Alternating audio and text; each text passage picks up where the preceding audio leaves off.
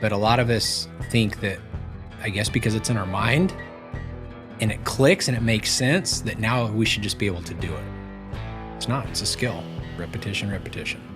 But it is more increasingly difficult, because if you are an influencer and you know how to manage social media and content and stuff like that, those people can be build just as big of a platform and have never had the success, but they know how to market, and stuff too. So like, that is anybody who's desiring to work with people, if you like to teach or whatever, I feel that that's a good question. What do I know that other people would be willing to pay me for, the work that I've put in that could create a shortcut for other people? Welcome back to the Wealthy Cowboy Show. Today we have Ty Hillman on. He's a mental skills coach, so we're going to dive deep into all that stuff. If you don't know him, you might know that he is the husband of Stevie Hillman, the barrel racer, PRCA barrel racer, WPRA, I guess, barrel racer, that's won a whole lot, been in the NFR a whole bunch of times. So excited to get to talk to you. How's it going? It's great. Thank you. Thanks for having me. I've followed your show for at least a year. Yeah. Yeah. Awesome. I appreciate it. Yeah. I always like, kind of when I got into business, personal development, pretty much like any course, any coaching you do, like always the first step is like mindset stuff. And I was broke and I was like, I need some tactical stuff. Like, what do I need to go do? Yeah. And then now looking back, I mean, it all starts with mindset. So I think it's super important, and it's cool what all you can do with something you set your mind to. Yeah, definitely. That was how I kind of got into it as well. So I grew up in Northeast Colorado, and I team roped, I heeled. And so I always wanted to rope at a high level. And it became really obvious. I remember when I was 16. Pull your mic up here closer. Okay. We good there you go. Yeah. Okay. When you're 16. Yeah. So when I was 16, I really wanted to commit to roping better. And I could see very plainly that there was a disconnect between how I practiced and, rope the donkey at home or practice at people's place, or was at a local roping, $20 a man, which they don't exist anymore, and then going to like a bigger event. And I would hardly miss at home. And then I'd whack the first one, and it's just like, what is going on? And I knew there was a disconnect in my mind. And so I read The Inner Game of Tennis, which was the very first performance psychology book I ever read. And I just got so interested. And is that one of the first ones out there? It's the first one that I've never read it, but I've seen it. Yeah. It was written, I think, in the 70s. I'm sure there's other stuff, but I'm not aware of anything that's like super tactical that from before that. And so I just kind of read between the lines of the tennis analogy and applied it to healing, but I just loved it. And I just got fascinated and never quit. Yeah. I similarly, like when I was junior rodeoing, I felt the same way. It was like, when you're winning, like, or when you go make a good run or something, it was just like you don't even know what happened. It was just like flow, like you weren't even in control. Like it just happened and it was all smooth. And then when things are going bad, like you don't know, like you're just fighting your head. And I had like such a bad temper. I would throw a fit and all that stuff. And I realized that too. And then because a lot of my buddies that won, like it always pissed me off because my main deal was calf roping, and I team roped some, but a lot of guys that team roped really good, like Tyler Wade, Billy Bob Brown, just super handy with the rope. They would come out, they would say, they're like, no, we hadn't been roping calves at all. Like they didn't even care about it, but they entered it. And they would come out there and just smoke it in the calf roping. Yeah. And I'm like, what the hell? I rope every day and I can't beat them. And they're just like nonchalant. They don't care. Yeah. And I just never had that. I mean, they cared, I'm sure, but I don't know about Tyler Wade. He's a different character, but I always took it so hard, and it just the roller coaster. Just you're on a high, and when you're doing bad, you just crash and you're on a super low. Yeah, no, exactly, and that was very much my experience as well. Very intentional, very dedicated, very disciplined with the practice, and which those are good things. But then you get the people that are just more go with the flow, that aren't afraid to lose, basically. And because they're not afraid to lose, they're just more free. And it's easier probably when you have that type of personality. There's certain personality traits that make that easier. But so that's what started, me down that path. And then I learned that, well, you can train your mind, it is possible. Would you say that was in high school when you first read that 16, book? 16. And that was a long time ago. I graduated, so that would have been 2002. And so 24 years ago. And the things that I learned that I started applying, very simple things, it was cool to see how it actually worked. It wasn't a silver bullet. I mean, that's the thing about mental skills that a lot of people misunderstand when I first start talking to them. And I kind of had the same misunderstanding too. With a physical skill, like if you're learning to rope, I could stand in front of you and show you how to hold the rope and where to stand to rope the dummy and explain it perfectly, swing and target and delivery and all that. And you understand it perfectly. But when I hand you the rope, you don't expect to do it perfectly. It takes repetition, right? We all understand that. We don't even question it. But for some reason with our mind, you can explain something, you got to learn to focus better, be more disciplined with your focus and just think about this, for example. And that's very generic advice, but it's like, oh yeah, that makes a lot of sense. And then you go to do it and it's like, well, I can't do it. My mind is distracted. I can't do it, but I know better, so why can't I do it? And it's because our mind has specific habits and everything, just like physical. And if you want to train a mental skill, repetition is the mother of all skill. So no different than learning how to rope, stand there and rope and rope and rope and miss and miss and miss and catch some and get feedback, oh, I need my tip down. I need to follow through. I need to look at something different. Same is true with mental skills.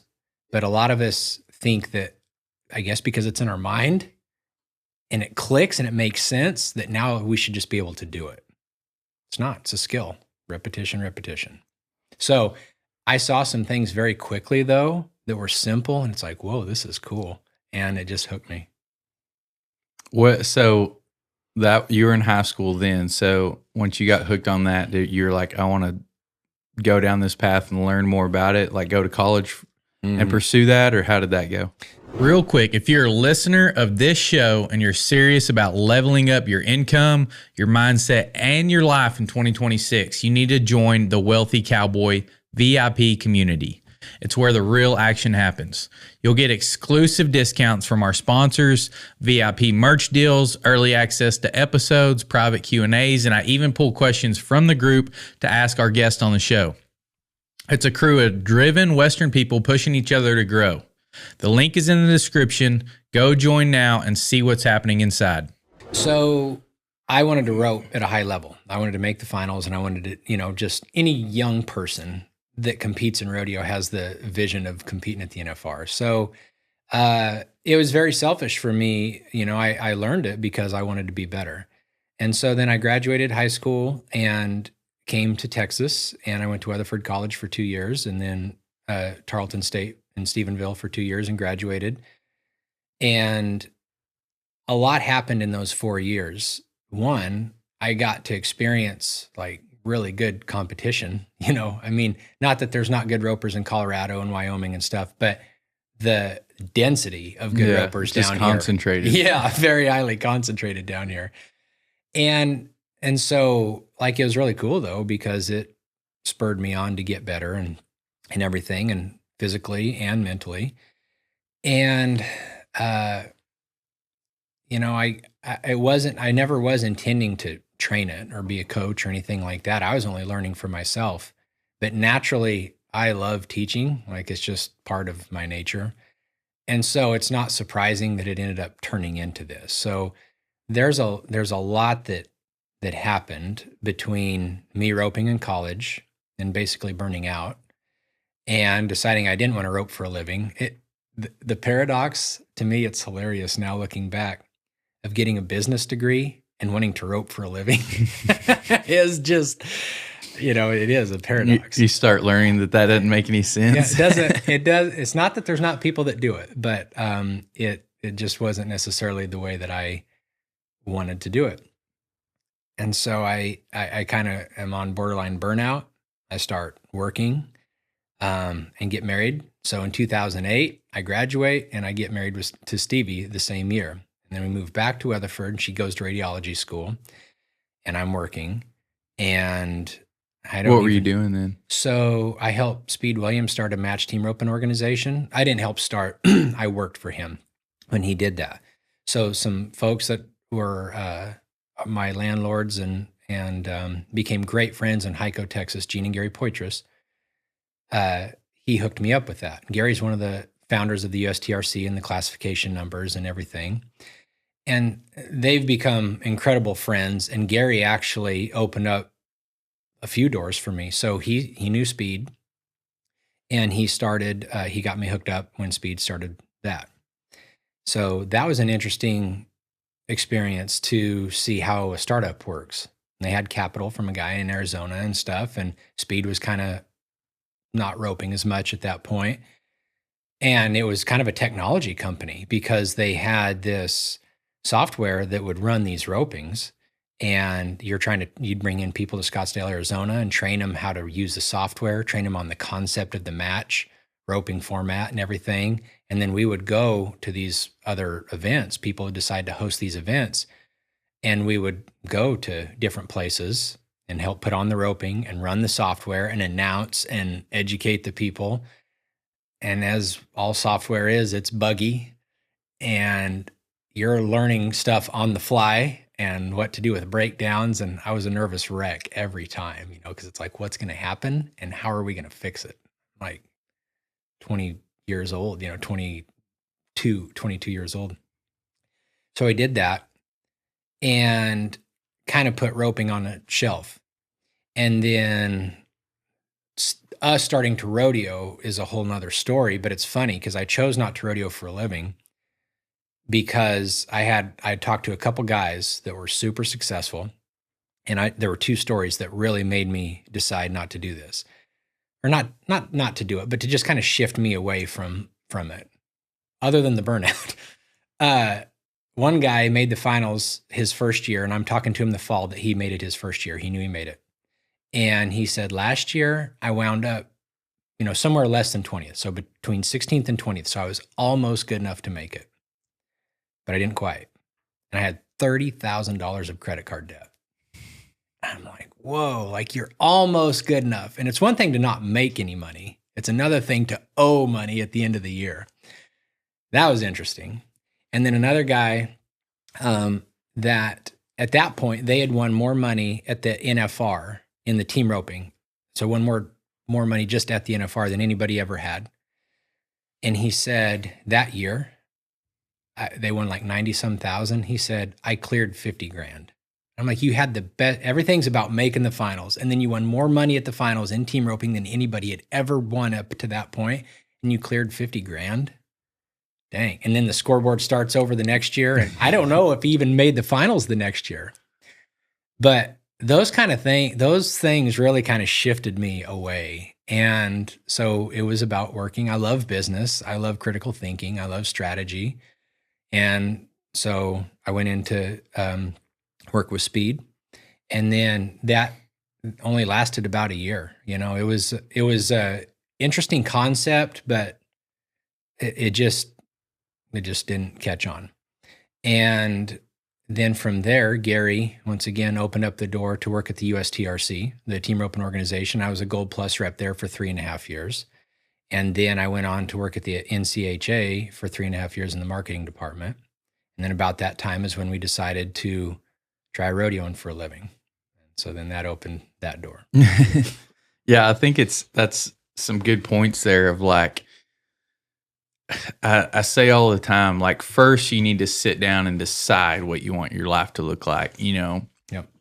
If you can get the most specific as specific as possible. I mean, even if you don't know, you're not sure what career you want or something like that, at least sit down and get an idea of how much money you want in the bank, where you want to live, how you want to be living, all that stuff.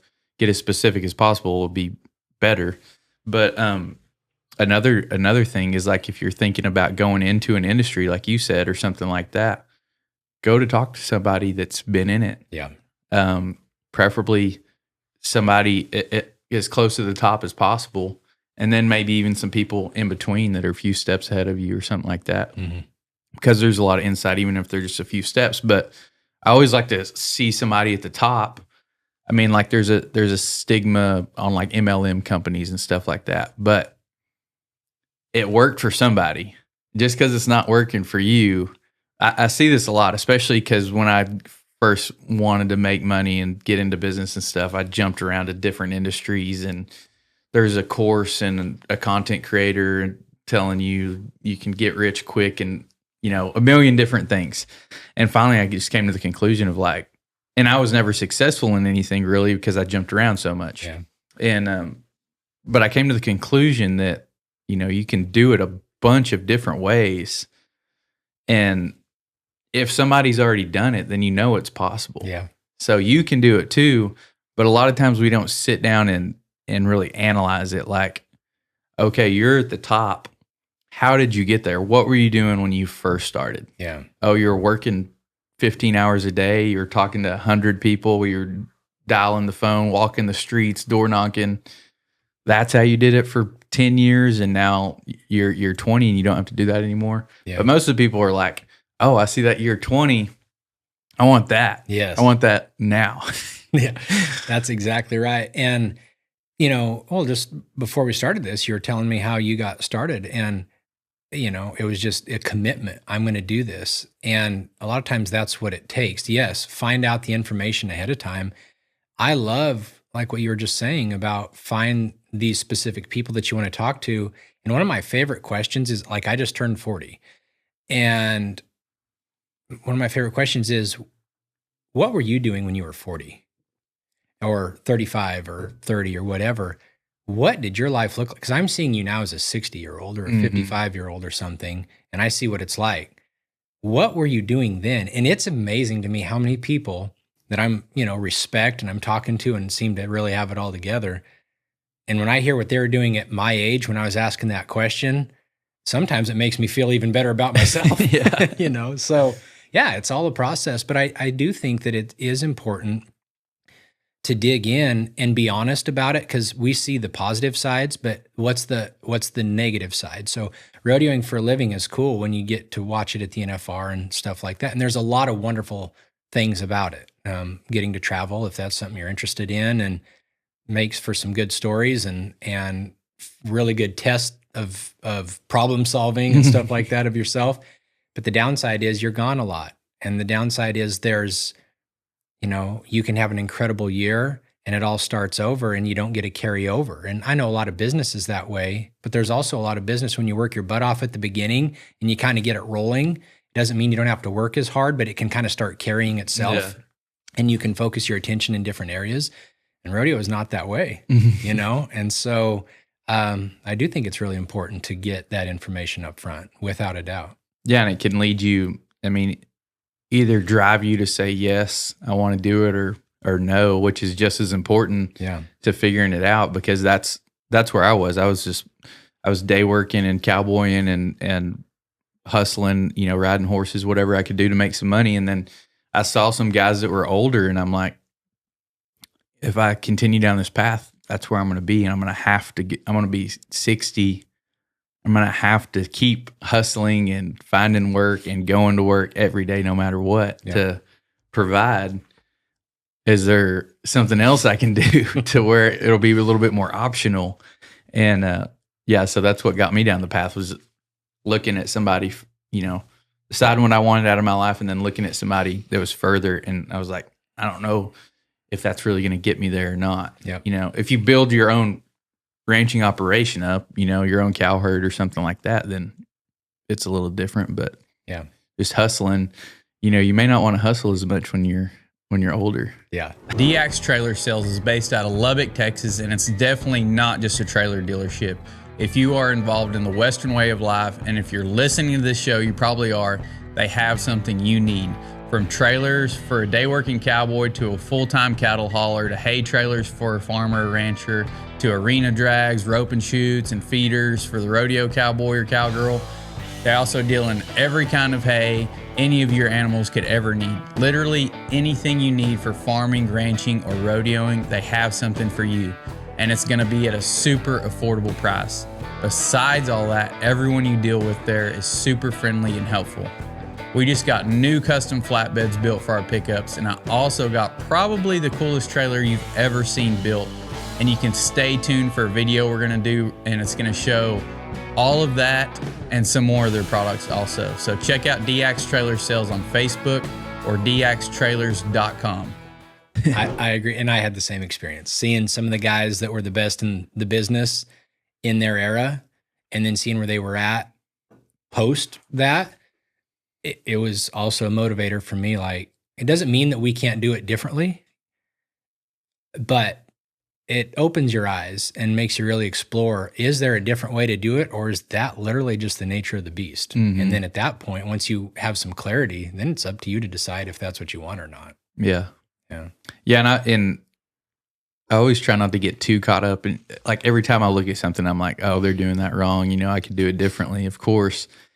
But I think you have to also come to grips with, like, what if it does work out exactly that way? Am I going to be okay with that? Yeah. Because the probability is more likely that it's going to be that way and that my new way won't work. Yeah. And that's why they're still doing it this way. Yeah.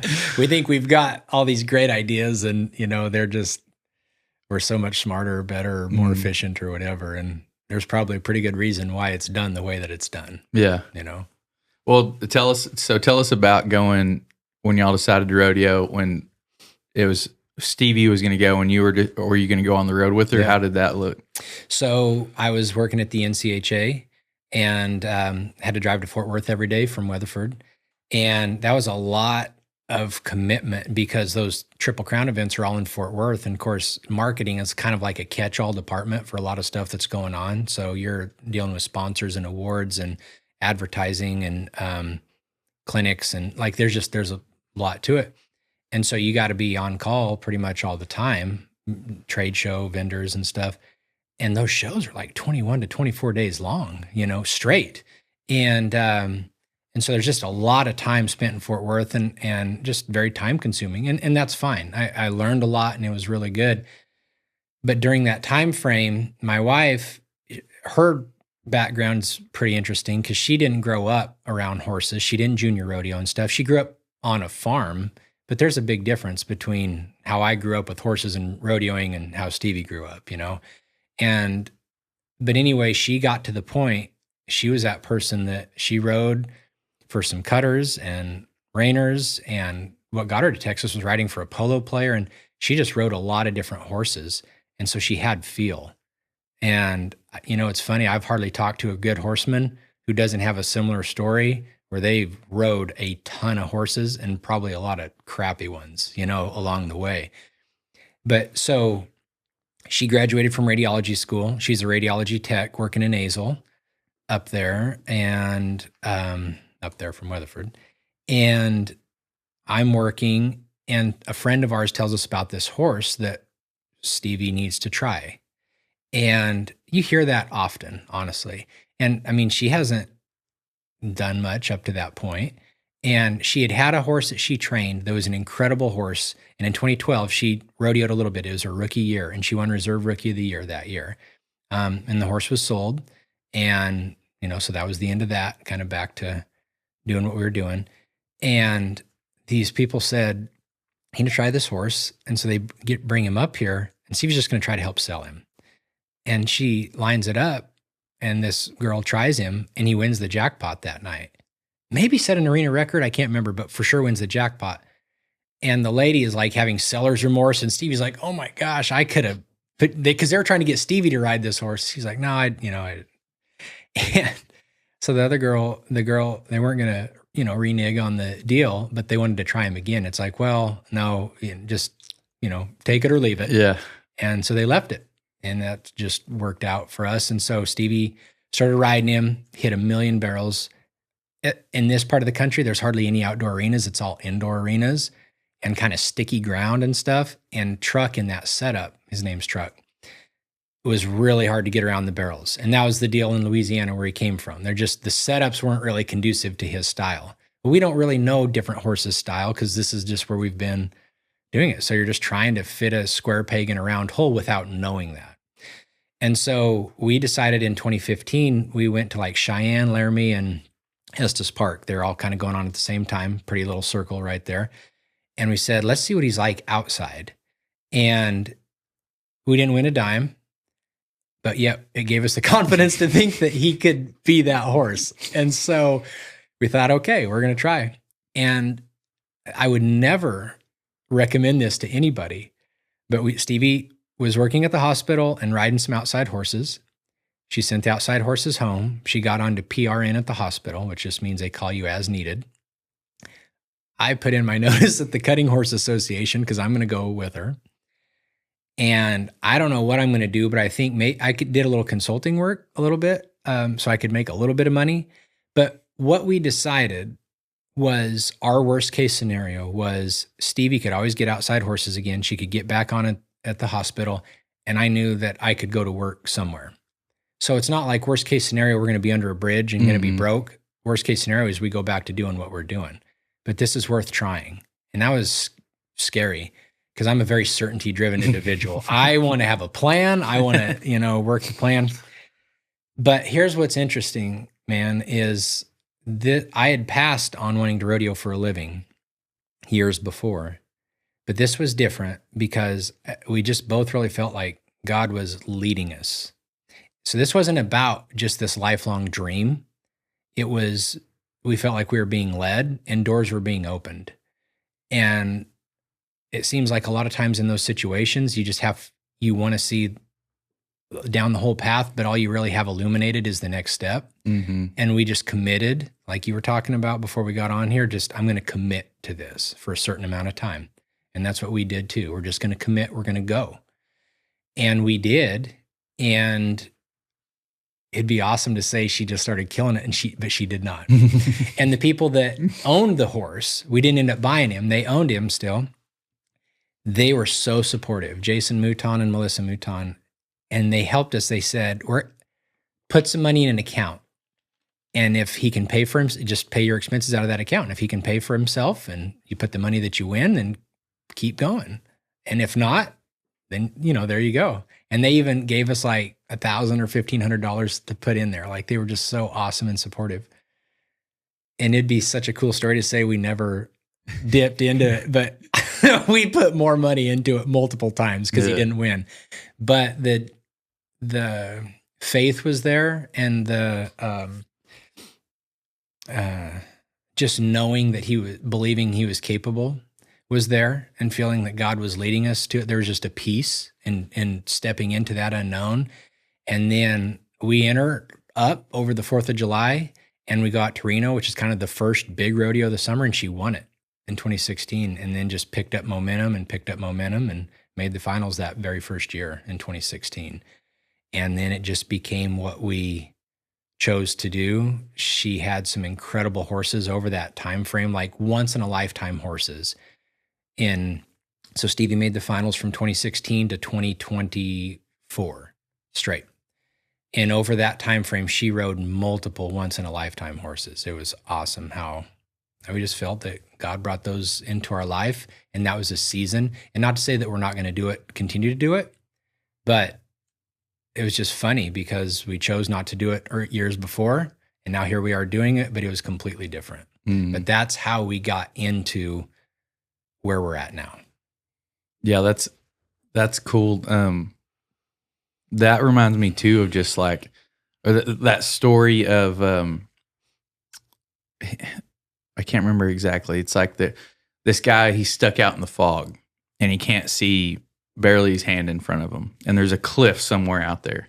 He knows there's a cliff, but he's out there in the fog, and he needs to get out. He needs to get back home, and he says, what am I going to do, God? Like, what am I going to do? I know there's a cliff, so if I take a step in the wrong direction, I could fall off the cliff and die.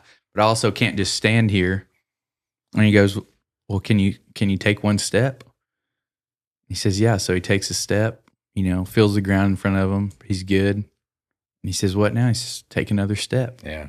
And that's all it is. Yes. And then just the like the commitment to the process of that just reminds me so much of everybody's business story, my story included. Just like it sucks at first, but the faith just keeps driving you forward. Like, I know it could pay off big. I know it could pay off big. And going through the suck, all the rejection, the losing, the denial, sacrifice, all this, all the stuff you put up, and then, but knowing that it'll, eventually pay off. Or hoping that it will. Hoping and believing.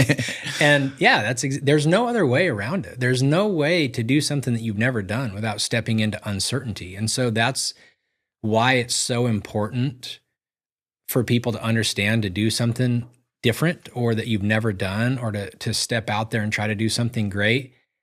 It just comes with the territory. The unknown is just it. There's no way around it. There's no clear path that you get to see all 327 steps. It's just one step, and it's the courage to choose to take one step. And then the other thing that I feel is helpful too is knowing that our safety net, like our worst case scenario was just go back to work. That was helpful too. It's not, if our worst case scenario was you're screwed, that might have been a little harder to take that first step and to go into all the unknown. But knowing and believing that our worst case scenario, while it isn't what we wanted, it's still manageable. I feel like that gave us the courage to step into that dark easier. Yeah, I think that's like a lot of people's problems with stepping out there is just blowing the risk up way out of proportion. Yeah. What really kind of got me, changed my mindset, I guess, on it was heard a guy talking about that was his whole life, just his personality was like he didn't care. And he was talking about talking to people, that had problems with it, like they were scared to go up and talk to the girl. They're scared to go ask for the sale. They're scared to go, to do some event, or, to step outside of their comfort zone in some way. And he's like, what's the worst that could happen? Yeah. Are you going to die? Yeah. No. If it's skydiving or something, there's a slight possibility. But if you're going to stay on the ground and you're just going to go talk to somebody, you're not going to die. Yeah. Well, I mean, I guess there's exceptions to that rule too, but more than likely you won't. Yeah. Your odds are pretty good that you will be safe. Yeah. And then if they say no, you're back in the same boat. Yeah. And so that just got me to thinking, like, I'm going to start asking. I'm going to start voicing my opinion. I'm going to get out there and start some of my own things. And then same mindset as you, I was like, if nothing else, I just come back. I can always get a ranch job somewhere that gives me somewhere to live and a salary and something to eat. I was like, so like you said, not going to be homeless. Yeah.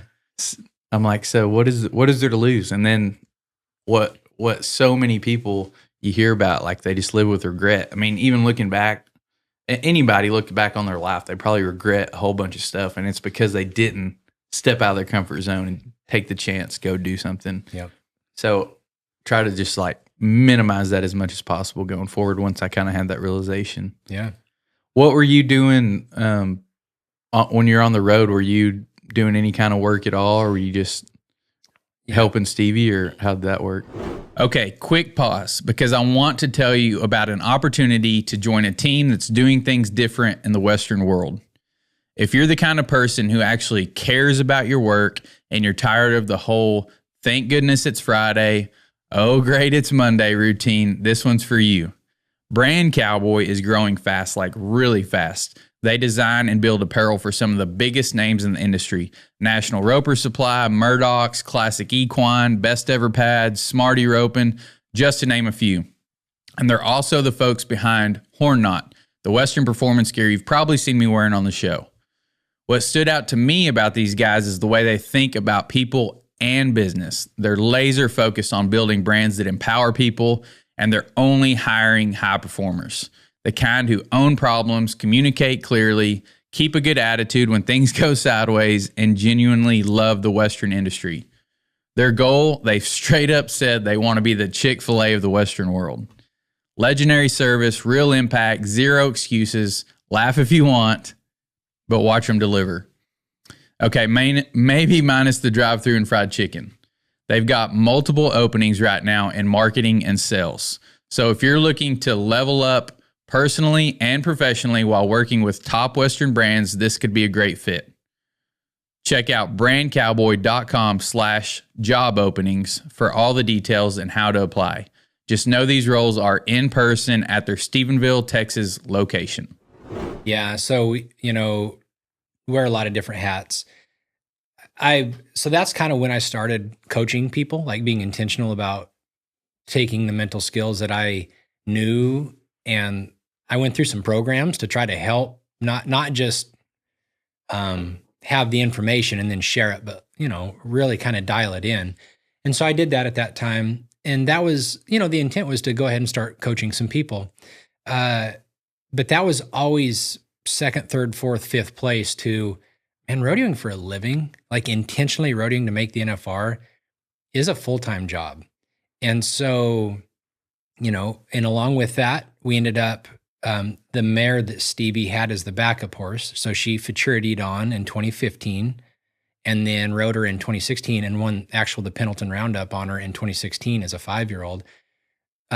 Michelle Darling owns her. Her name's Morning Traffic.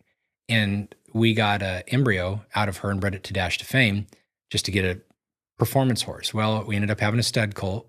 Like, dang, he's bred good and he's good looking. Let's leave him a stud and try. Well, that's a whole different business, And so we have that. Now we're raising horses, and we weren't really raising horses before that. Of course, trying to keep the vision was to have a pipeline of horses then of, weanlings, yearlings, 2-year-olds, 3-year-olds, and that takes time. And then rodeoing. And when we're rodeoing, we're gone. Like when I do my taxes, we're gone overnight, at least 6 months out of the year. Man, it's hard to keep stuff going at home when you're gone half the time. And so we were just really limited in doing anything outside of rodeoing. And so that was, though, what we chose to do. And so when you ask what I would do, obviously driving and stuff, but helping come up with a schedule to enter, that's a whole nother thing. And having plan A, B, and C. And, you don't get, just because you won up in the second perf doesn't mean that's what you're going to get. More than likely you're not, actually. And so you have to have plans and plan around weather. And, if this rodeo has a finals, you don't know if you're going to make the finals or not, but you got to enter over the top of it just in case you don't. And it's a lot of problem solving, the rig breaking down, the horse getting sore, the whatever. And you just have to figure out how to keep going and handling stuff at home when you're gone. And so that was a lot of it. Stevie's the performer, and it's almost like I'm the manager, managing sponsorships and social media and all that. So that's kind of what that has looked like. And then I coached when I could. And so I never really, and still even to this day, I've been more intentional about it lately. Since she got pregnant last year, it kind of opened up a space of time where we were home and I could do it. But it always took a back seat to rodeo and competing and training. And so then I started breaking our 2-year-olds, as we developed a pipeline, I'd break the 2-year-olds and ride them and then his 3-year-olds, and then Stevie'd start training them and stuff. And so very, predictable with people who are in this training industry. There's competing, there's training, there's breeding. And then we bought a place, sold part of the land, built on the other part of the place, sold it, and then moved to where we're at now. And so just kind of always trying to be really mindful of being intentional about where we're living and creating assets and just trying to be intentional to use the platform that we have. That's the other thing. Rodeo, I feel like, is a platform. As you have success, it becomes a platform for whatever it is that you want to share. So most people use it for sponsorships, and sponsors are able to piggyback off of the success that you have and the work that you have and the people that decide to follow you. But to really use it well, what can you be building? What's life after rodeo look like? And can you start that while you're rodeoing, while people are following you, so that you can start sharing that and creating a fan base or solving problems or whatever for the people that follow you in that moment rather than waiting until it's over, because it is actually a really good platform to share whatever it is that you want to share. So we've been intentional about that too. Yeah, it's cool. I always like talking to people that build businesses after rodeoing or while rodeoing. And now we see it more with Ty just creating content all the time, doing a podcast. Shad has content people around him all the time. And really, I guess creating another source of revenue and amplifying that platform, that notoriety, and even getting to talk to Adam Carrillo on here, and even he was saying back in the 90s they were kind of the only ones doing it, but they would set up booths at the trade show and had their own Double Trouble brand and merch, and kind of self promoting a little bit and stuff. It would be similar, I guess. Now it's all just based around social media, but it's pretty cool to hear that. But yeah, using that, you're gonna, especially if you're successful. I mean, you're getting a lot of, and now with the Cowboy Channel, you're getting TV time, you're getting other opportunities, and really capitalizing on that to build something of your own instead of just being a rodeo person, I guess. Yeah, but I can tell you that you still got to win, because there's influencers and there's people that just try to be influencers that don't have the success. And so they're trying to build a fan base and try to build a following of just a lifestyle without the success. And I'm not saying there's anything wrong with it, but when you have the success, the notoriety comes. You don't have to try as hard to build it. You have to just do more to maintain it and be intentional about it. But it is more increasingly difficult, because if you are an influencer and you know how to manage social media and content and stuff like that, those people can be build just as big of a platform and have never had the success, but they know how to market, and stuff too. So there's a lot of ways to be in the industry. You don't have to beat up and down the road to make a living at it, I just think the main thing is just be really intentional. And going back to what you were talking about earlier is, how do you want to live? Do you want to be, I struggle because we're private, and it feels, I don't want to post all the time because it's just us. I like the simple life, and it's kind of can feel encroaching to have so many people knowing what's going on. And it can also feel very self-promoting, like almost like prideful in a way, to look at what we're doing and we have this going on and I'm thumping on my chest because my horse looks like this or whatever. And that's never the intent. And I don't think most people take it that way, but it's something I kind of have to wrestle with sometimes, because and Stevie's the same way, just more quiet, stick to what you're doing and, treat people around you good and stuff like that. And so that's something we kind of have to get over. But I can tell you, it's a little bit of an inner conflict, because when we really start trying to bear down and be good about promoting stuff inside, I'm like, man, don't be prideful and don't be too self-promoting here. So that's my cross to bear. Yeah. Yeah. It's tricky. I got Facebook, when I went to college. It wasn't even like it immediately, I don't think, when I went to college, but like 2010 or 11 or something, when it was on the computer still. And I hardly, ever posted, especially looking back on my memories now of when I was in college and then being a delinquent. I posted some really dumb stuff, but, I hardly ever posted or shared, for years. I always just got on there, looked for, before they had Marketplace, they had groups of stuff for sale and trade and stuff. I always just scanned that and did that deal. But yeah, now I'm posting, 5 times a day, or something, at least a few times a day. And you got to be committed to it, like we were talking about earlier, because I saw the importance. I was like, man, if I make this post and I could go make a sale, or, drive traffic somewhere or something like that's going to be super, important to me. That's going to be it could be life changing if I Yeah. can make a contact or something like that. So I saw the importance. So I was like, I'm just going to do it. Yeah. I never would have thought, never.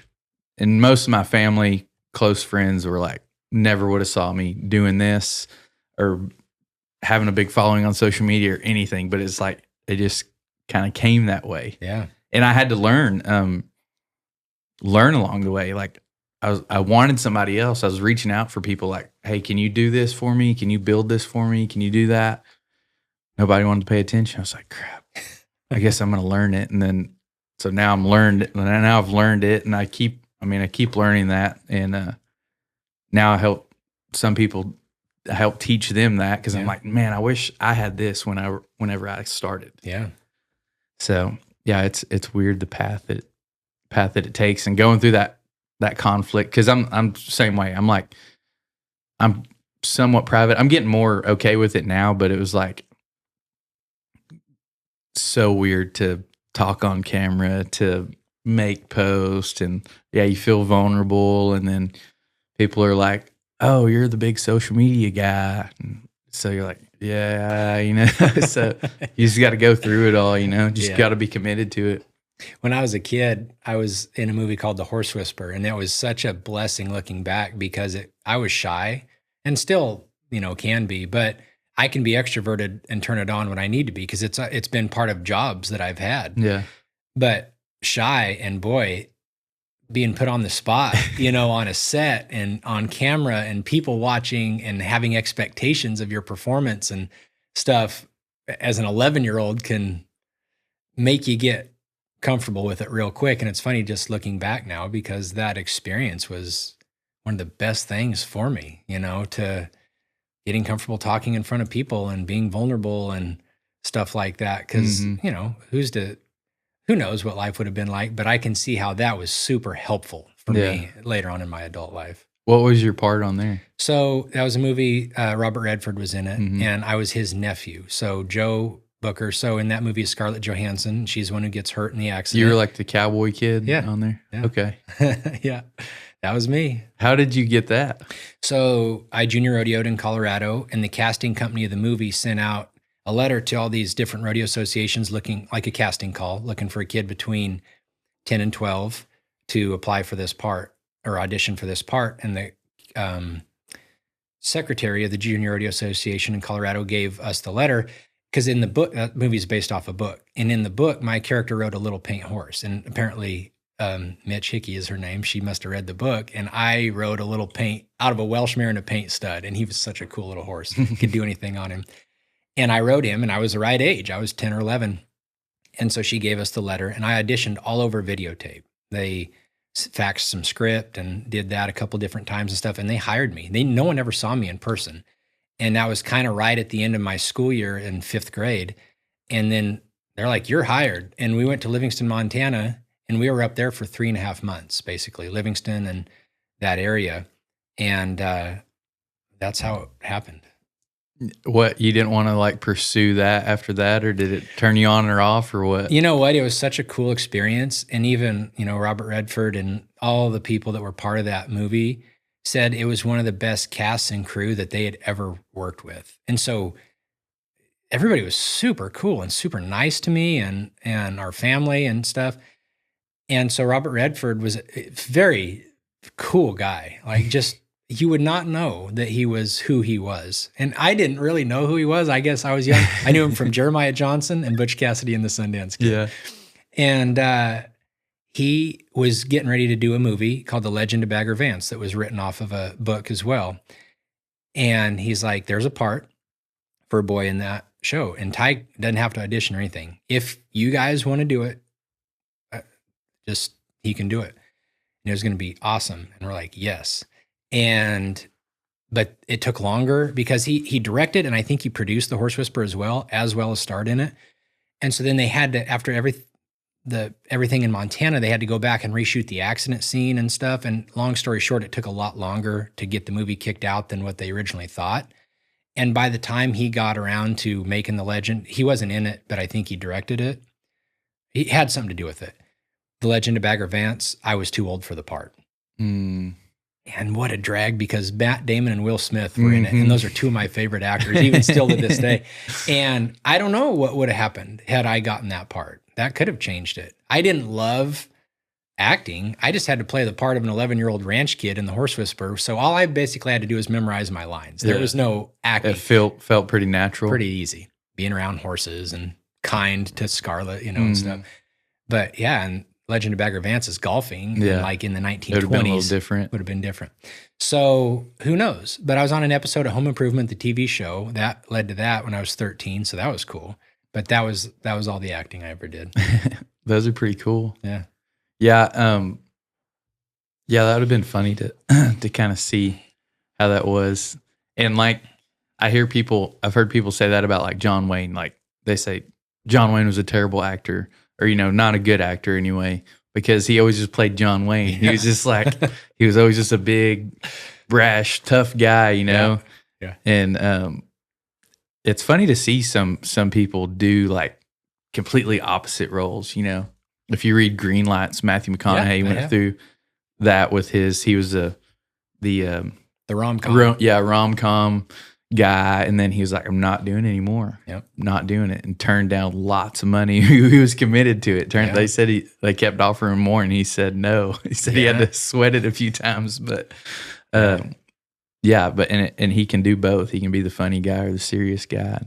Jim Carrey was that way, and then when he got serious, it got interesting. It kind of got a little bit weird, but yeah, I mean, some people, they just get in a box, and so yeah, it would have been really interesting to see what would have happened, because that was a big movie, too, and that could open up a lot of other doors. And what was cool about him, Robert Redford, is he told my folks, he said he'd seen a lot of kids kind of ruined through that industry, and he is like, the best thing for Ty is to go back to Colorado and be a kid. However, if he wants to pursue this is a movie I'm doing and stuff. But his advice was just like, go be a kid. Yeah. This will be here later. If when you get older and this is something that you actually enjoy, you've got connections now, you can get back into it. Just go be a kid. Yeah. That was his advice. That's pretty cool. Yeah. Back to rodeo, and like you said, it wasn't working at first. Like, were you playing the psychology part? And then how was that dynamic with Stevie? Was she like, shut up, leave me alone? Or how did that go? If you're a business owner processing more than $20,000 a month in credit and debit cards, this is for you. Most processors slowly raise your effective rate over time. They add junk fees, they bury margin and line items you don't understand, and they hope you never actually read your statement. Not because you're careless, but because you're busy running a real business. We're a merchant services company. We work with serious operators, feed stores, ag retailers, contractors, equipment dealers, businesses doing real volume. Every single week I review merchant statements, and here's what I can tell you. If you're running $20,000, $50,000, $100,000 a month or more, even a 0.5% reduction could mean thousands of dollars back in your pocket this year. So here's what I'm offering. I will personally review your merchant statement. 15 minutes, no pitch, no pressure. If we can save you money or clean up your structure, I'll show you exactly how. If you're already in a great position, I'll tell you that too. I'm only taking 15 statement reviews this month because I don't outsource this. I handle them myself. If you want one of those spots, click the link below. Upload your statement. I'll review it. If you're serious about building wealth, stop letting your processor be your silent partner. Oh, man. Yeah. So have you ever heard the saying, when you're a hammer, everything in the world is a nail? So when you train mental skills and performance psychology, everybody needs your help. Yeah. And that's not the case. So anyway, yeah, Stevie she's very kind and says that I helped her a lot in that beginning phase.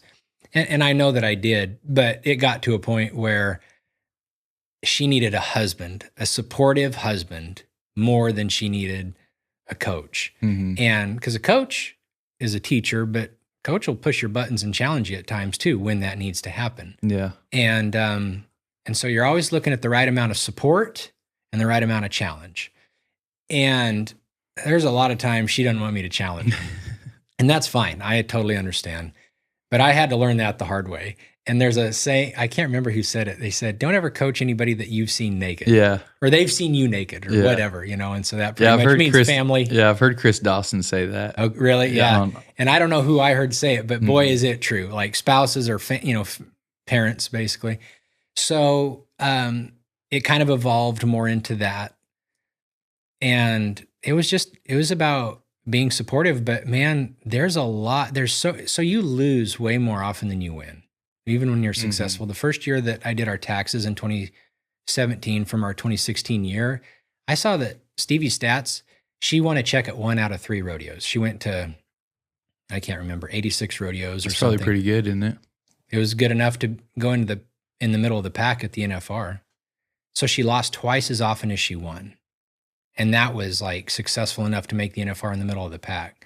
And that just really showed me, I knew you lost more often than you win, but to know she lost twice as often as she won, who knows what 15th stats were. But it's like, we got to change our relationship with failure and making mistakes and stuff like that. Cause it just comes, like we were talking about earlier, it just comes with the territory. So I need to figure out how to handle it better. And so a lot of that is creating a framework, like training a framework within us to either deflect stress, to dissolve stress, or to offload the stress. Because, essentially that's what it is. It's when we make mistakes, when things are difficult, when we're being hard on ourselves, when it's uncertain, whatever it is, if it's stress. And so we just, through our mind, need to train ourselves to create a framework to dissolve, deflect, or offload it. And so, boy, rodeo gives you a wonderful opportunity to train those skills all the time. So that's how that worked out. It seems like every year was different. Some years, truck was really sore.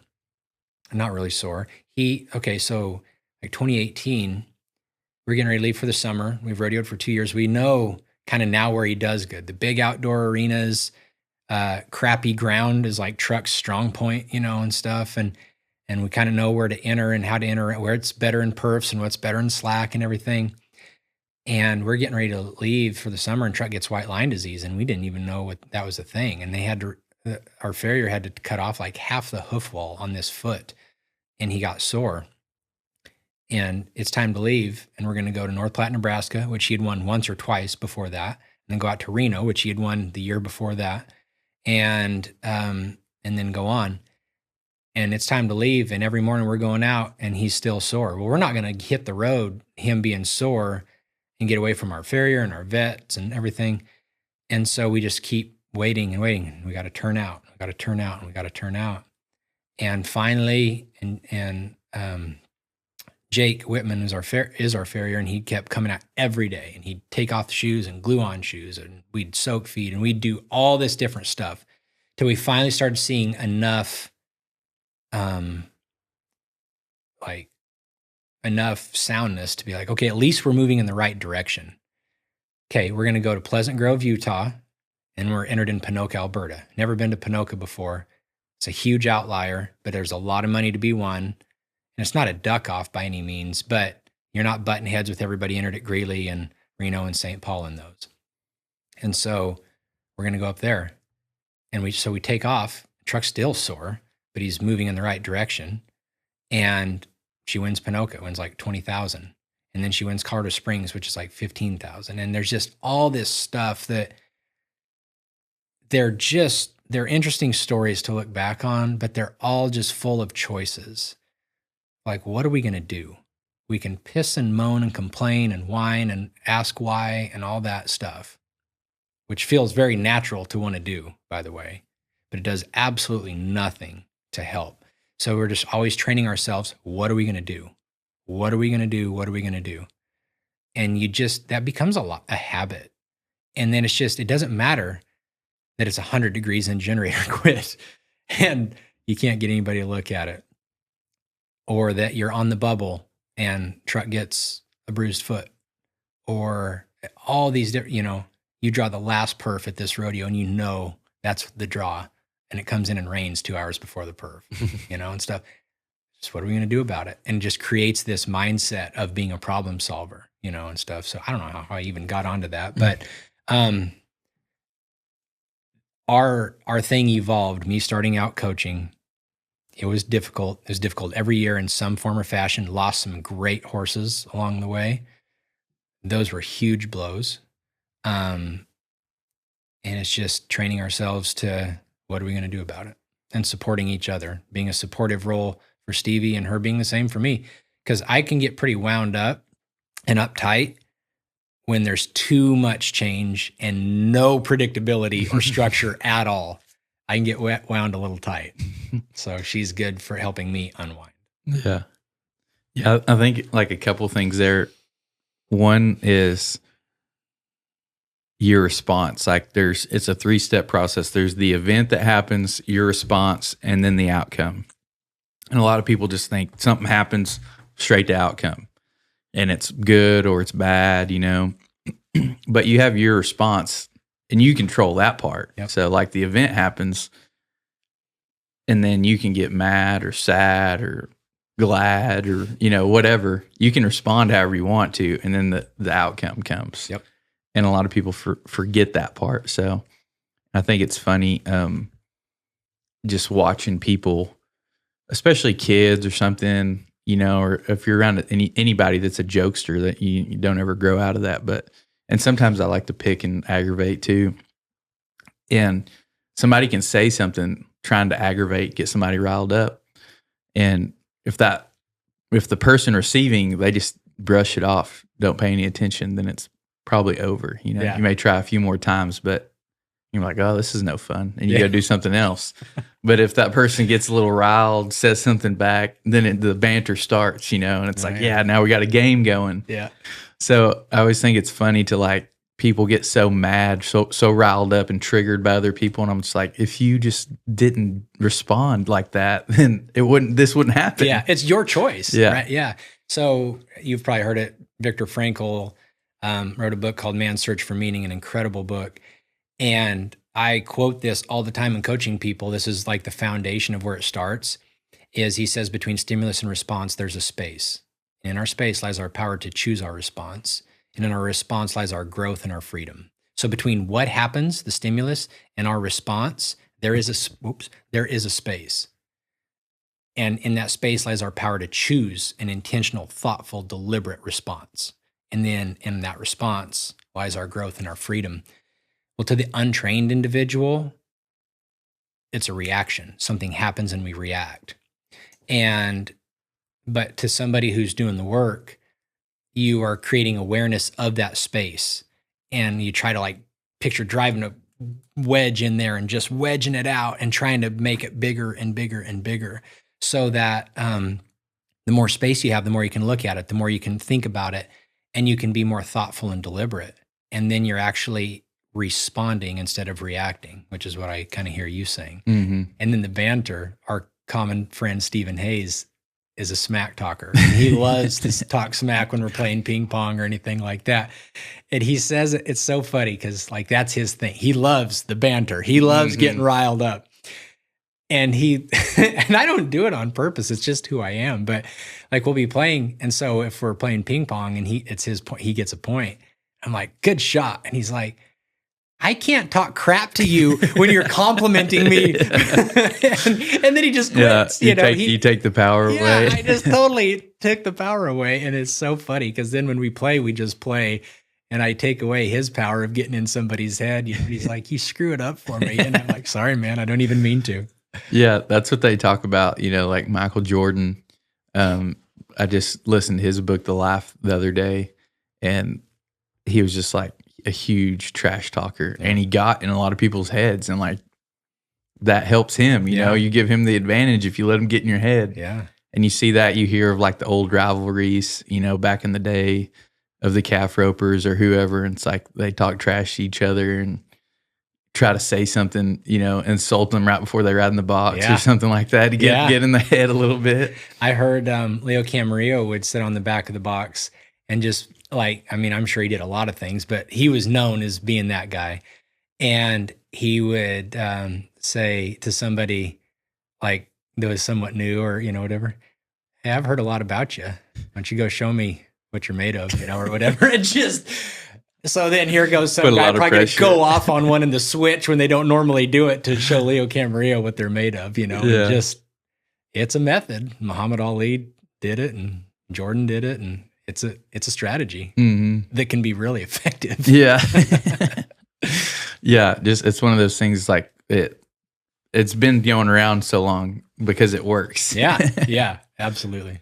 I forgot the other point I was going to make out of that, but so tell us now you're getting more into the coaching again, trying to focus on it. Like you said, y'all slowed down rodeo and staying at home more. So what's that looking like now? Yeah. So Stevie, we just had our little boy. And so he was born on December 17th and Truck is, he's 19 now. And so he was like the staple in our program forever. And he's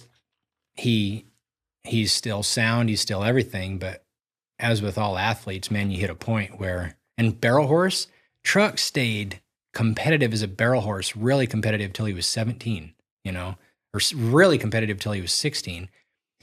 That's almost unheard of, And so he won enough money almost out of the 8 years Stevie made the finals. I think he himself won enough money at least 6, if not 7 years that he, without the other horses in the trailer, she still would have made the finals. Like he was that solid of a horse. Such a blessing. And so anyway, we now have greener horses, and so it's kind of about the seasoning. We're going to have to learn what it's like to rodeo with a kid, but we are going to go about it differently. I don't know that we're rodeoing to try to make the finals. We're going to rodeo to season our horses and see what we've got. You can still make a great living barrel racing and competing without rodeoing. And then if we have the horse, game on. But we're not going to try to force it. Like, in the past, it was, we're going to make the finals. Whether we got the horse or not, we're rodeoing. And we're going to do it a little bit different, So if we've got the horse, we'll do it. And if we don't, we've got a lot of other stuff. We do clinics, and stuff now. But the coaching, so a friend of mine, JD Krause, was really helpful this winter. And he's like, would it help you if I came alongside you and we did like some group coaching? Because, man, when you work with people one-on-one, you're very limited in your time. I can literally only coach maybe 2 to 3 people a day. I'm wiped out after that. When you're fully present, working with somebody and then doing your other stuff, like 2 or 3 is plenty. And so we did a group coaching where we had 20 people sign up and we did it over Zoom and recorded the sessions and stuff. And it was awesome because it also made me really create a structure. Like we're doing a 6-week program. Whereas when I go to coach someone, I just meet them where they're at. I don't have this one size fits all thing. Some people have worked with performance coaches before. Some people have never even read a book. Mm-hmm. And so I just meet them where they're at. I know what I want to teach them and then I just work with them. Well, this made me come up with a curriculum and notes and all this stuff. And so we did that and it was great. And so I kind of want to do more of that now. I've kind of got that main voyage out of the way, so to speak. So group coaching, some one-on-one. I love to write. We wrote a book called Mind Fuel that really was just something that I put together for the people that I was coaching to read in between to kind of renew their mind every day. It's almost like devotions. It's really short 1-2 page chapters. It's kind of rewrite stories, basically, some of the ones I've told today, but also about being intentional about training your mind and stuff. And so I like writing. I also did this thing in like 2018 or 19 through Truck's eyes. Like I wrote it like Truck was writing the story. And almost, did you ever hear of those Hank the Cowdog books? Mm-hmm. Oh man, I used to love those when I was a kid because it's just through Hank the Cowdog's eyes. And it was written to where like a 3rd grader could understand, like a cartoon almost. And I kind of did that with Truck and that was fun, and stuff. So I wouldn't be opposed to writing some type of fictional story, or something too, with performance psychology in it. There's a guy named David Cook who wrote a book called Golf's Sacred Journey, which then turned into a movie called 7 Days in Utopia. And it's awesome because it's a fictional story, but there's a lot of great performance psychology to pick up in it, and I don't know. I'm interested in that kind of stuff too. So we're going to pick back up, and I just try to take this window of time to get a little bit better established and kind of create a little better foundation. A friend helped me with my website and stuff like that, but it's going to be challenging to stay intentional with it, but that's where it's at right now. I've taken about the last 5 or 6 months to really step into it, and I love it. And I hope to be able to continue to do it, but it is a fight when we get back to rolling again with competing and training and all that to keep it a priority. So it's going to be up to me to do that. Yeah. Yeah. I think it's interesting. Like the path, like we've been saying that the path that you go down, like, cause I've been playing around with coaching cause I'm always looking for new ways to provide value and stuff. And I'm like, what do I know, that somebody else would pay me for my time. And so I know about podcasting, I know about social media. I've spent a lot of time there, and that's a big topic right now. And then I'm learning a lot about AI too. So that may be something in the future, and that's what we talked about, the podcasting coaching and same way. And it's like you do it, and then you're like, I don't know about this, and like, let's change it up. So I think like last year I did some social media coaching, just one-on-one calls.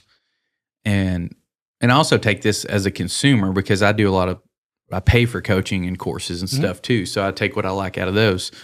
So I'm like the group coaching, I mean, one-on-one, everybody wants one-on-one because it's personal and all that stuff. But as a on the coach's side, like you said, you only have so much time, and you either have to, it's either going to be way undervalued for your time, or you're going to charge so much that you're going to take a lot of people away from it. So it's like the group coaching is in between. If it's small enough group, it's still personal, and you can kind of structure it a little bit. And so like there's cool, and I also say like even being on the other side, being in a group, it's cool because like if you open it up to questions or something like that, then somebody else may ask, the problem may get addressed over here, and then you don't even have to ask a question. Yep. Or somebody may ask a question that you never would have thought of, but it pertains to you and it solves a problem. You're like, dang, I never thought of that. Totally. So it's kind of cool. It's kind of like a mastermind effect. And then of course, like the course part, I think it's good to have all three options, give somebody flexibility. The course part, if they don't want to interact with you or something, they can go in there and click on something. So I'm just saying all this because I'm kind of in the same spot of evolving. What do I want to do? What do I want to put out there? And then people are always, say, why don't you put it out there for free or whatever? I'm like, well, it's all out there for free. Go look and find it. I've found a bunch of stuff, but the problem is implementing it. Yeah. And so and consolidating. Yeah. If you didn't hear Ben Hale's story on episode 69, you need to check it out. He's been earning trust in the cattle industry one handshake at a time since 1995 at Western Livestock. Western Livestock is proud to be family owned and operated now with 5 locations: Oklahoma City, Woodward, Comanche, and Waurika, Oklahoma, and also Knoxville, Iowa. They're proud to do business the Western way with honesty, integrity, and a handshake that still means something. You can join them ringside or stream their sales from wherever you are. Western Livestock, where a handshake is their word, cattle are money, and timing is everything. If you're looking to buy or sell, contact Ben Hale at 940-631-BEEF. That's 940-631-2333. Check them out on Facebook or westernlivestock.com. I'm with you. I wholeheartedly, everything you just said. And, the thing like you, that's such a great question. What do I know that other people would like to learn, that you've put in the work? That's why you get paid for this, is because how long has it taken you to figure out what you know about podcasting? Probably a minute. Mm-hmm. And hard expense, and then time, and then making mistakes and all that. Like, it's worth it to pay you. So like that is anybody who's desiring to work with people, if you like to teach or whatever, I feel that that's a good question. What do I know that other people would be willing to pay me for the work that I've put in that could create a shortcut for other people, and then find the platform to deliver it. But like you said, one-on-one's the way to start, but the group coaching, and so that's what we did is we filmed that group coaching, and then now I offer those 6 videos. You can just buy it. Well, in the group coaching, you get to talk to JD and I. You get to talk to us through WhatsApp in between. You get to talk to us on the calls. You get the notes from us. But if you just want to consume the content, you can buy it for significantly cheaper by just buying the videos, you know? And so, but it allows us to have more impact and reach more people and everything. So, I think it's, but then it's like, where do you go after that? Is it speaking? Is it writing? Is it, I don't know. I don't have any desire to be some big speaker, and stuff. Yeah. So I don't know where this goes. I feel like right now there's, the next few years can be pretty clear, but I don't know what I'm trying to really build. What I know is I love training the mind. I love learning about it still. I just love, I love listening to you. I love a business and everything, but I love to learn and I love to teach.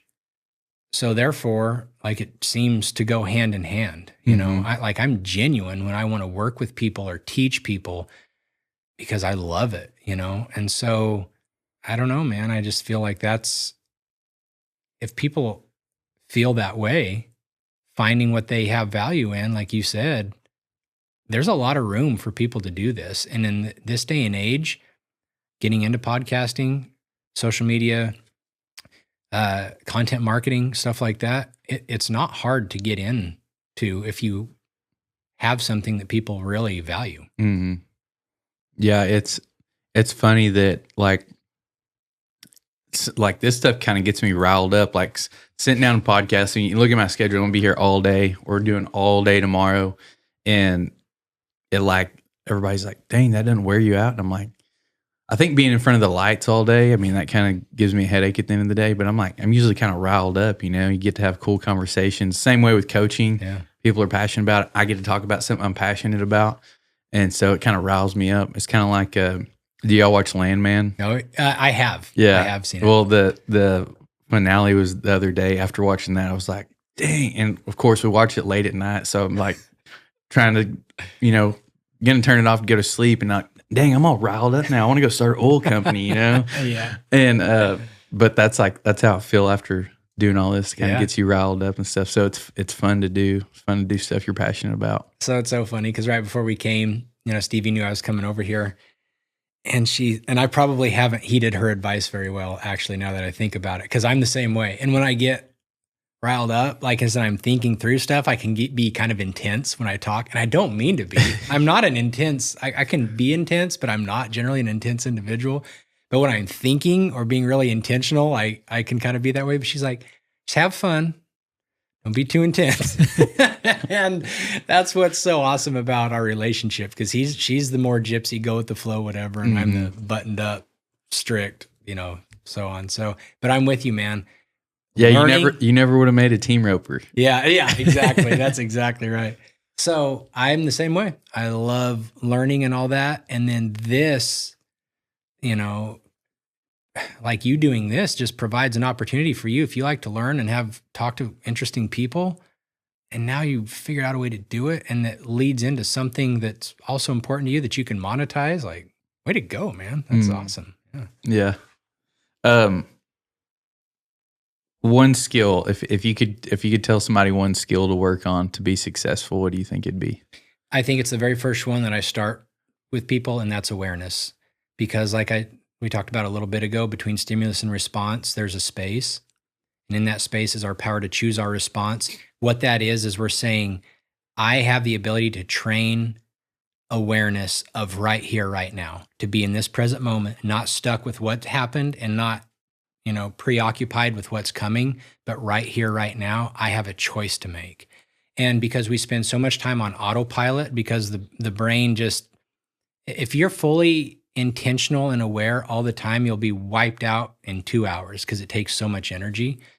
And so we're on autopilot a lot. and we have habitual ways of thinking, and we also have habitual ways that we're hardwired, you know? So if we want to change how we want to respond, we don't want to just react with what comes natural, but we want to respond and respond intentionally and differently. We have to be aware of, in this moment, I have a choice to make. And so awareness can be trained. And I would say that's the most important one. Because if you don't have the awareness of, in the moment, I have a choice to make, we can talk about directing your focus and your self-talk and trusting and all these other things till we're blue in the face, but you'll remember it too late after you already went through the experience. Like, dang, I wish I'd responded differently. Yeah. Well, too late, you know? So being present and being aware of the choice in the present moment, and that awareness of the choice is, I would say, the first and most important one, because without it, you can't do a lot of the other. Yeah, you know, Tony Robbins has been going on a lot of podcasts lately promoting his Time to Rise Summit. And I heard him say the other day that they're talking about his events and, you know, like putting people in hypnosis or something like that. And he said, no, I break hypnosis. Yeah. He said most people live in hypnosis. They're just unintentional, you know. He gives the example of like when you're driving home and you get to thinking about something or something like that. And you're like, holy crap, who's been driving? Like, Yeah. I don't remember driving that 30 minutes or something, you know? And he's like, I break that to where you're actually thinking, being intentional, being present, being aware. Yeah.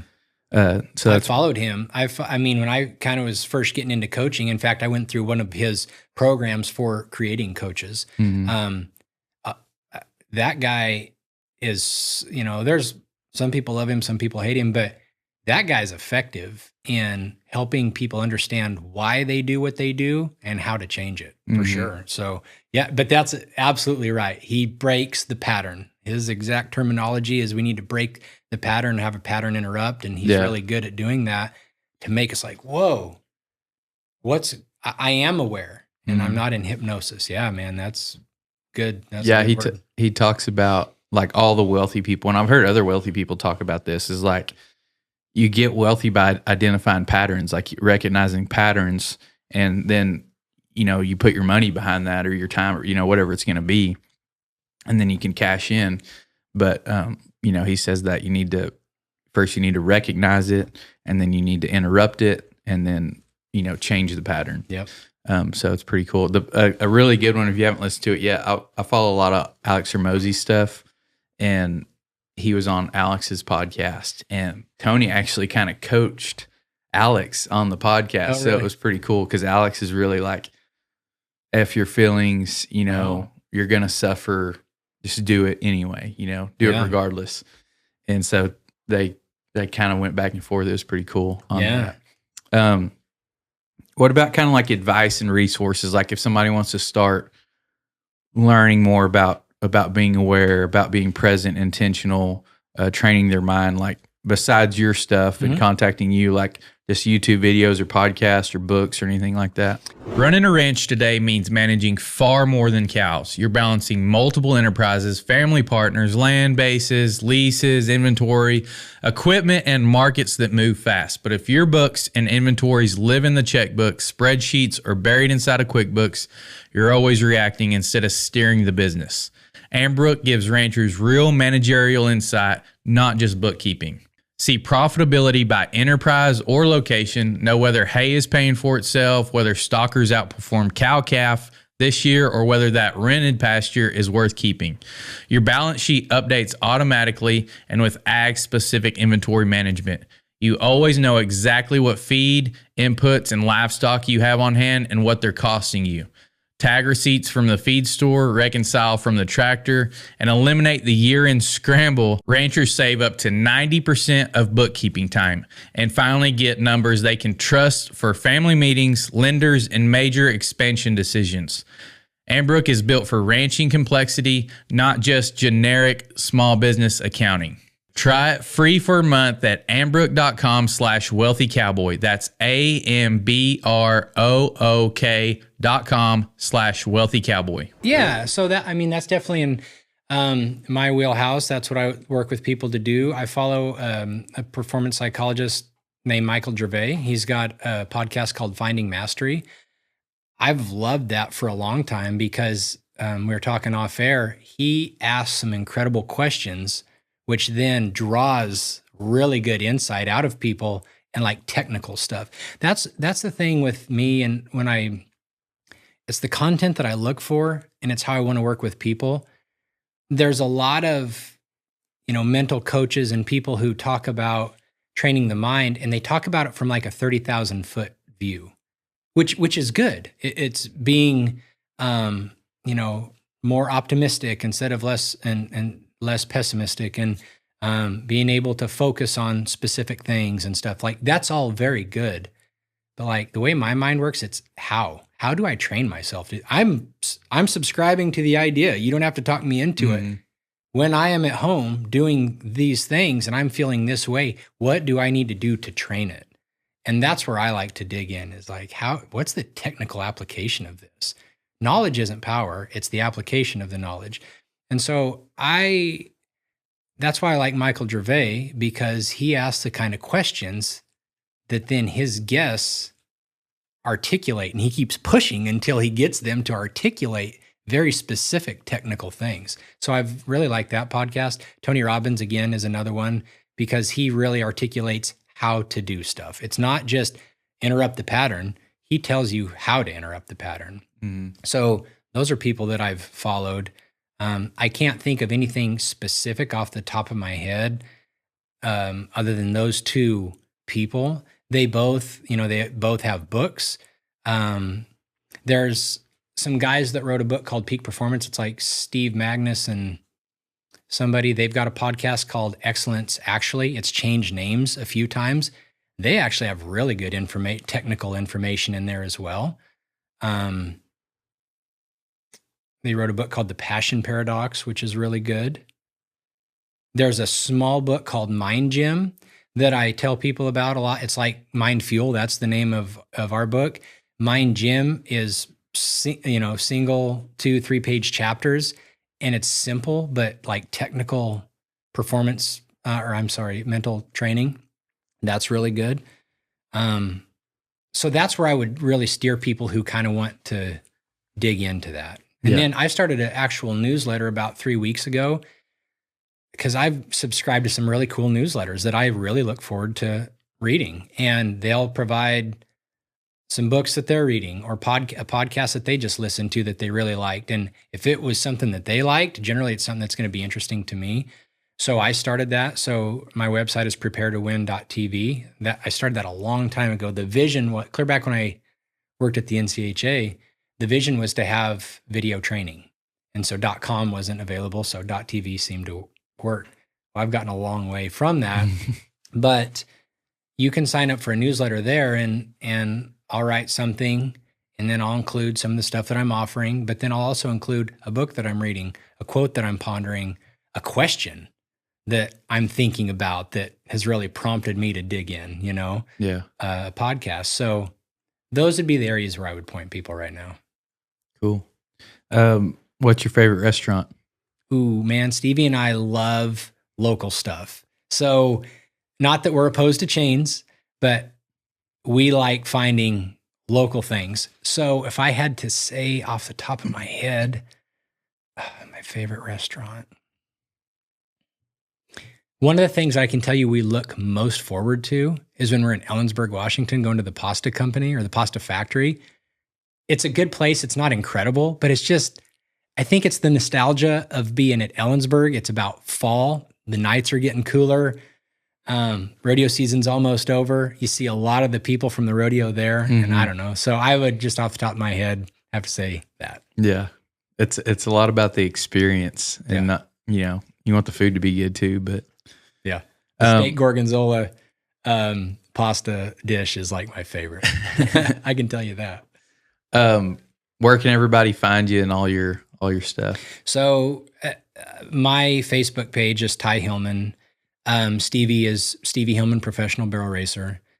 I need to talk to you about my social media presence and disciplines, because I also have preparetowin.tv, but man, I've not been diligent about keeping stuff updated. My website, preparetowin.tv. And all your courses and your courses and coaching that's on the stuff website. Yeah. So all the information about if you want to work with me or courses or anything is on preparetowin.tv. So Okay. that would be where I would send people. And then also Facebook. Man, I don't even have TikTok. I know that that's important. I know that Facebook seems to be like for old people. And then there's Instagram, and I'm hardly even on Instagram.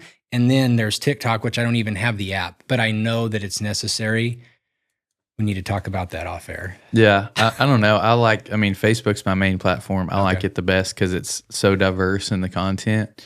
And then I would say you need YouTube for sure. Yeah. TikTok's good too, but I don't spend a lot of time on there, but it's good for, I'm everywhere, but spend most of my time on Facebook, and then just YouTube for putting out just long form, good content, educational content.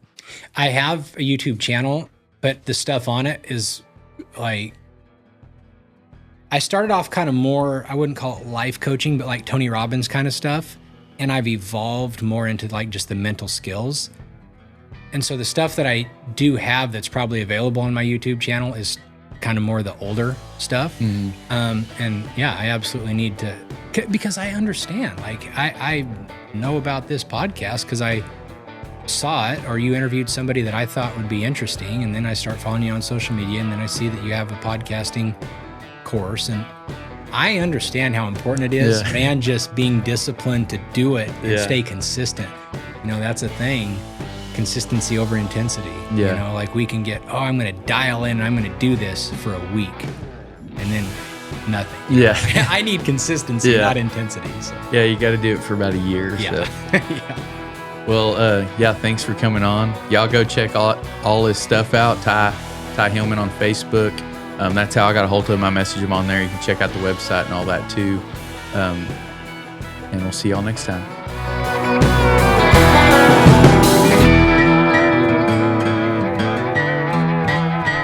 Real quick, if you're a listener of this show and you're serious about leveling up your income, your mindset, and your life in 2026, you need to join the Wealthy Cowboy VIP community. It's where the real action happens. You'll get exclusive discounts from our sponsors, VIP merch deals, early access to episodes, private Q&As, and I even pull questions from the group to ask our guests on the show. It's a crew of driven Western people pushing each other to grow. The link is in the description. Go join now and see what's happening inside.